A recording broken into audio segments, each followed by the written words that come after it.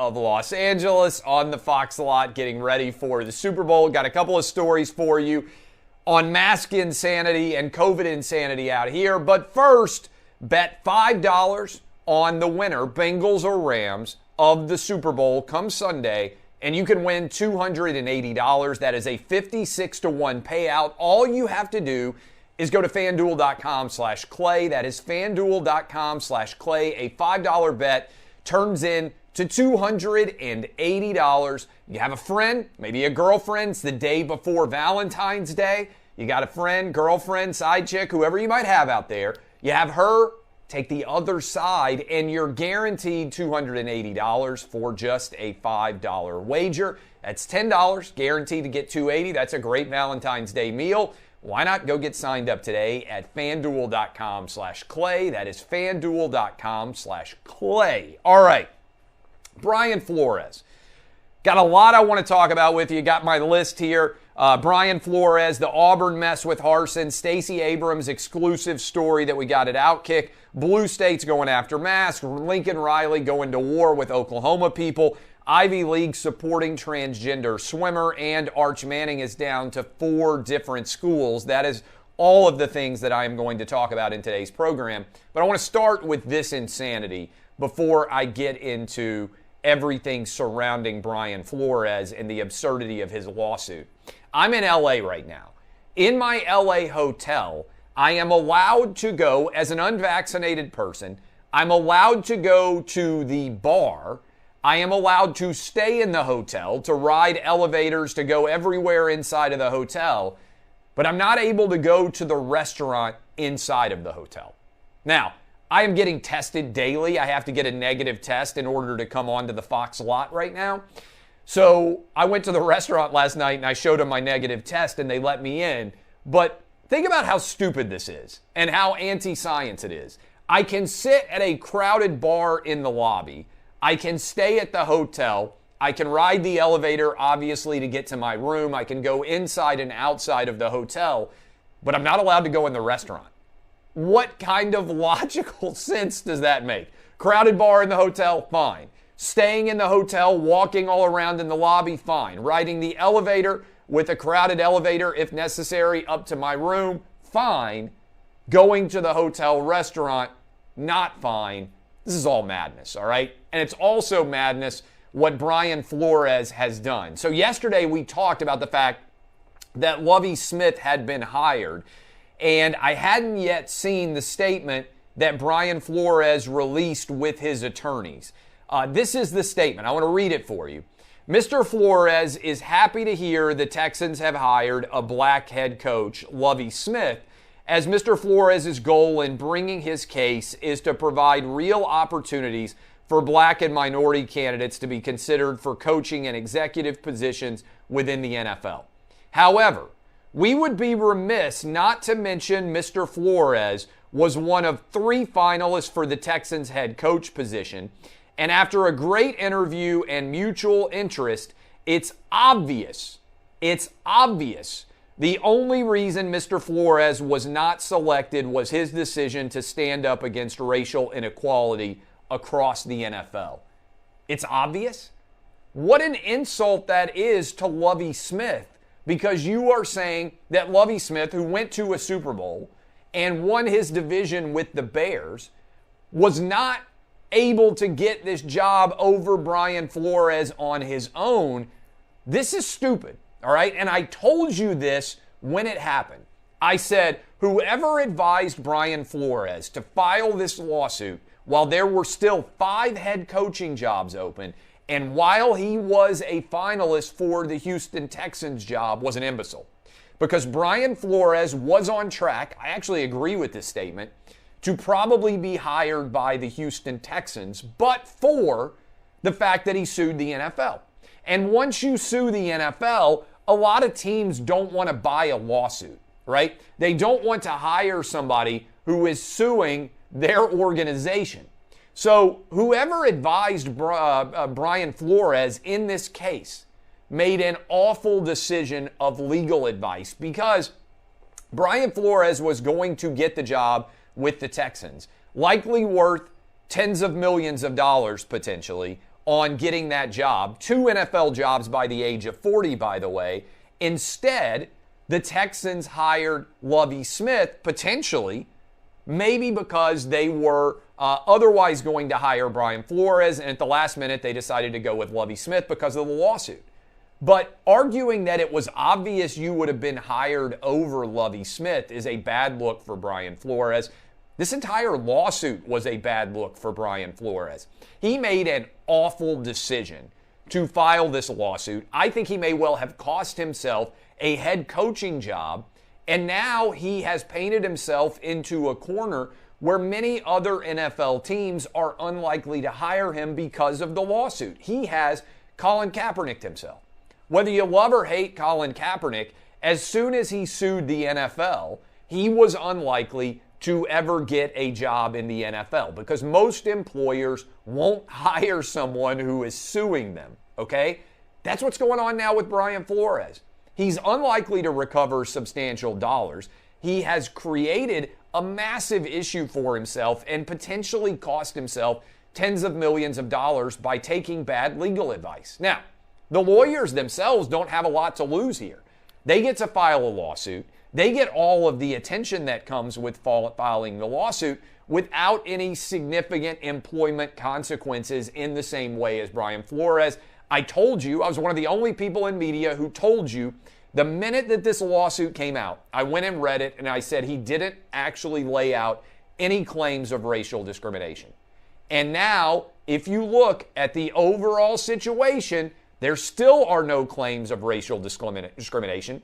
Nobody else has signed on to the lawsuit with Brian Flores, and ultimately, it feels to me like he has sabotaged his future in the NFL. He has cost himself a job with the Houston Texans, probably because he was angry at the Giants, and that's the job he really wanted, and certainly because he was angry with the Dolphins that they fired him. But anger is not a legal strategy. Brian Flores took advice from the wrong people and made what I believe is a disastrous decision to sue the NFL for racial issues. By the way, 2 different guys, Lovie Smith and McDaniel, now with the Dolphins, both of them minority hires that have happened since Brian Flores called the NFL racist. I really do believe that Brian Flores should be suing his own lawyers and firing them for giving him awful legal advice and for taking it.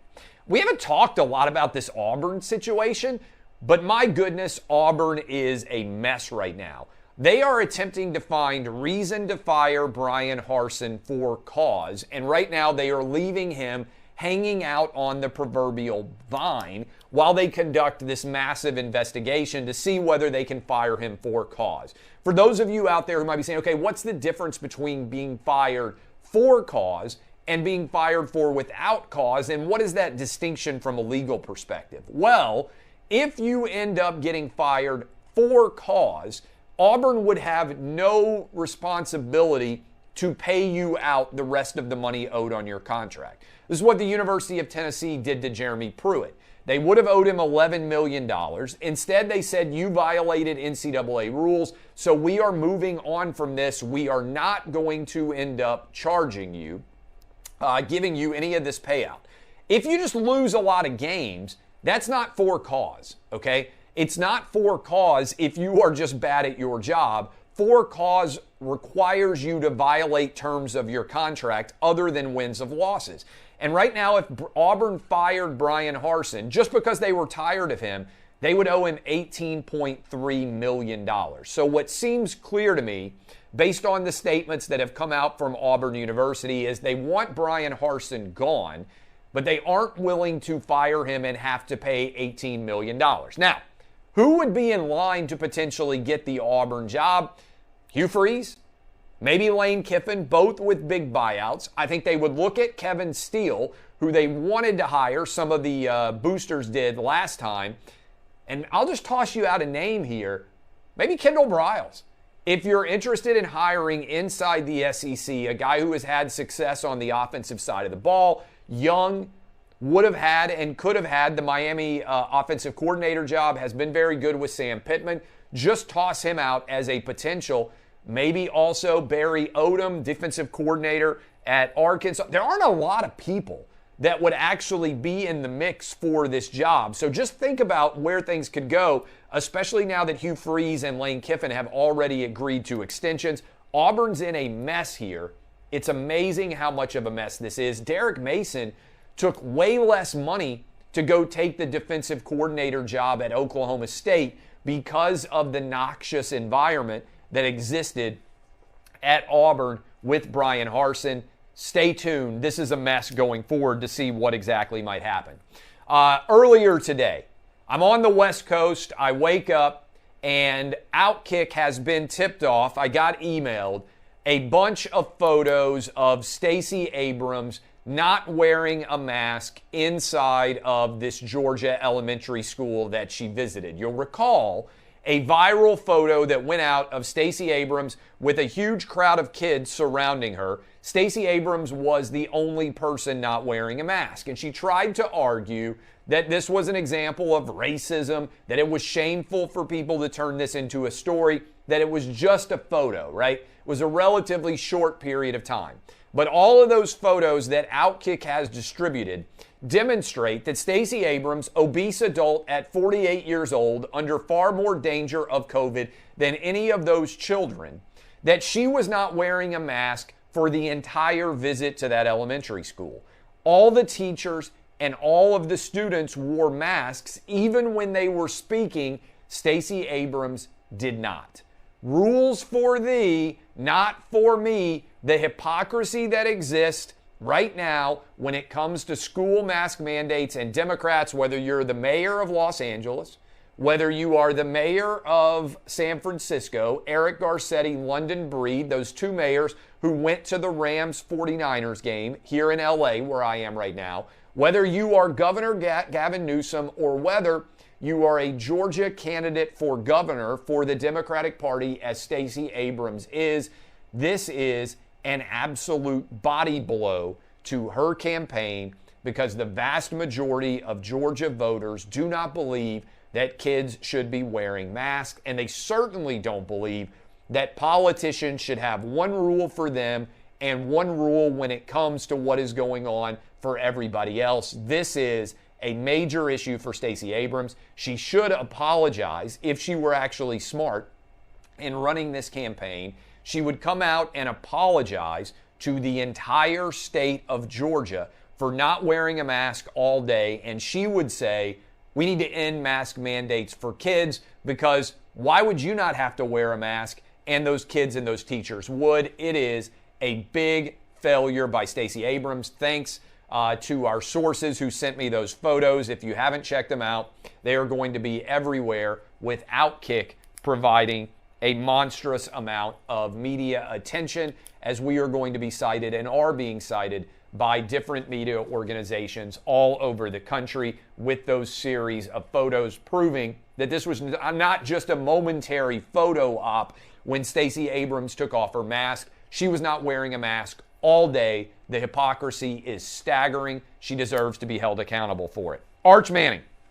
Arch Manning, I've been told, by the way, could, if he wants to, get up to $10 million in name, image, and likeness money if he signs with a school based on the massive amount of interest in him, given the fact that his uncle Eli and his uncle Peyton, as well as Cooper, who's a good dude, I really like the Manning family, have proven to be absolute stars at the quarterback position. And Cooper, good wide receiver, but also fantastic sense of humor, great actor. And his son, Arch, now has reportedly narrowed down his potential school selections to 4 schools, all of whom will eventually be in the SEC. But in the meantime, Arch Manning's final 4, Texas, Alabama, Ole Miss, and Georgia.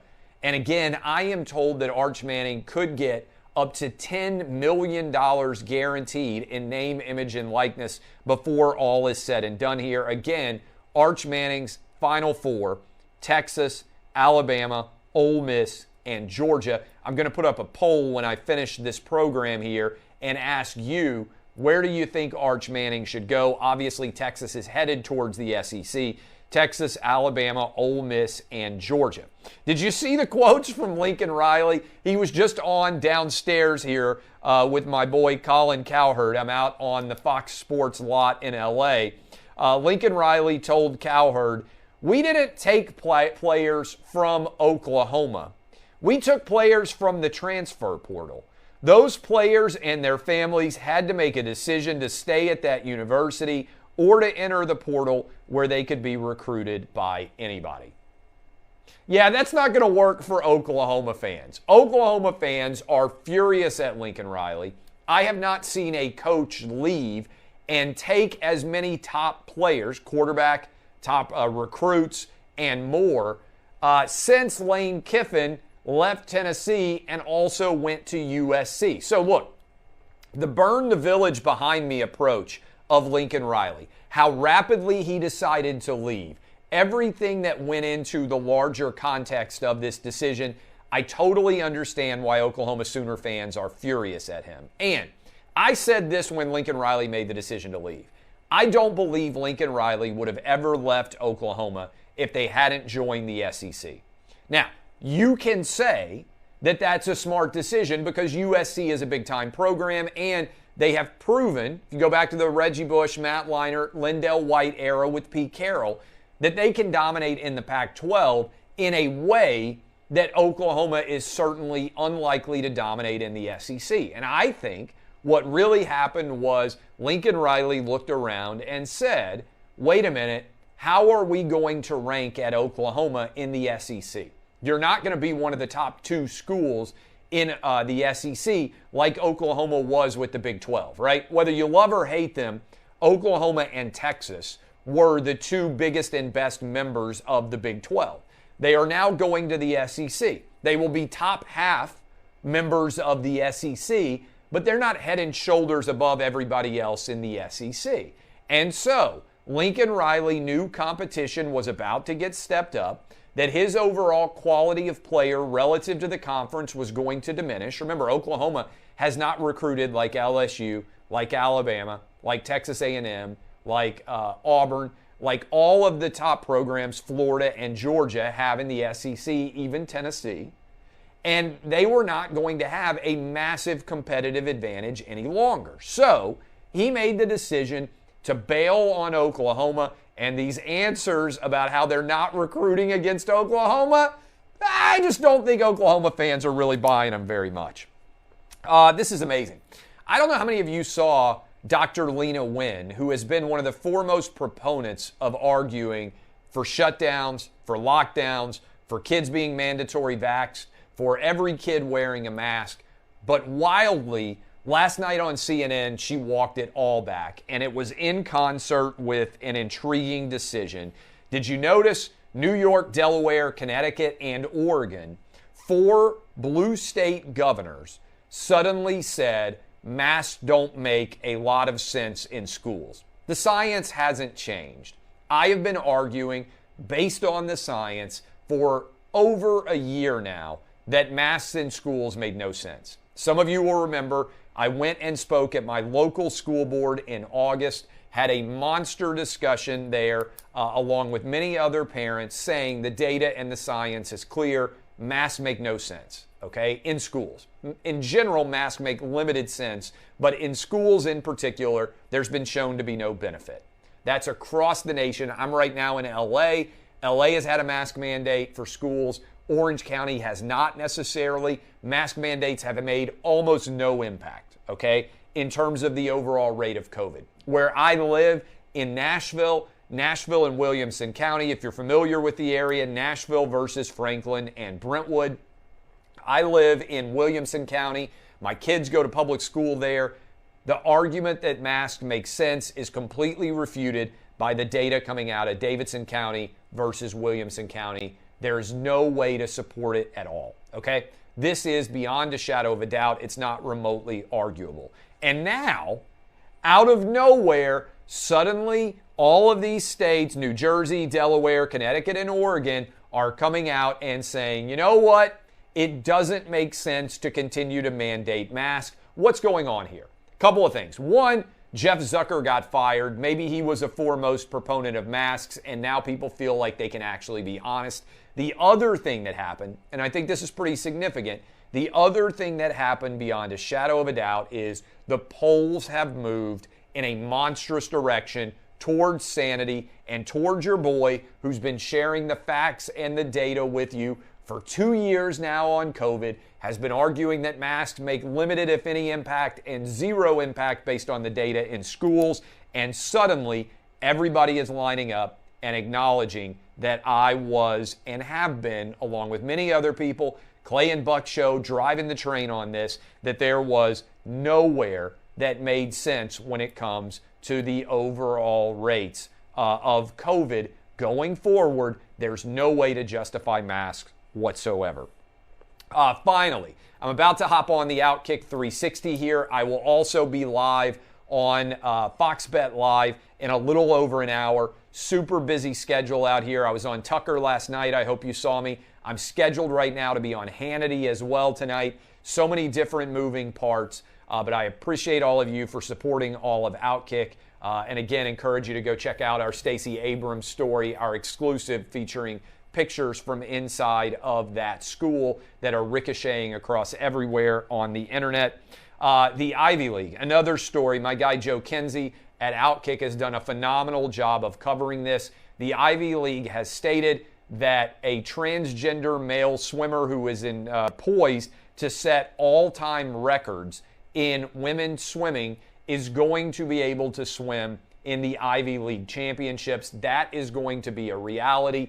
The overwhelming majority of sports fans recognize that this is a fundamental attack upon the legitimacy of women's sports.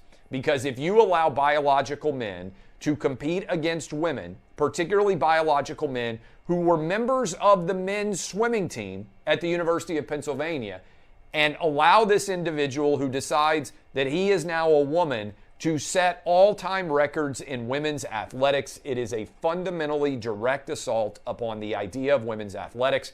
Feminists, Title IX supporters, all of them should be speaking out against this.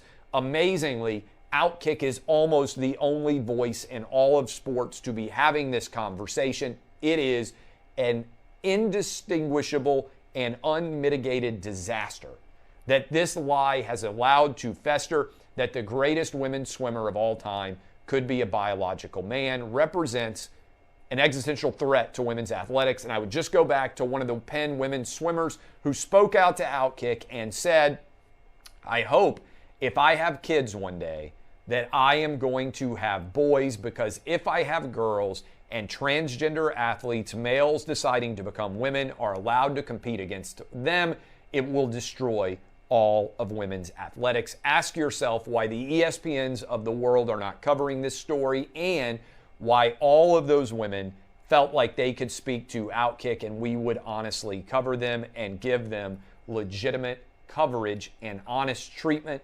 It's because the sports media, many ways, outside of Outkick, is completely broken.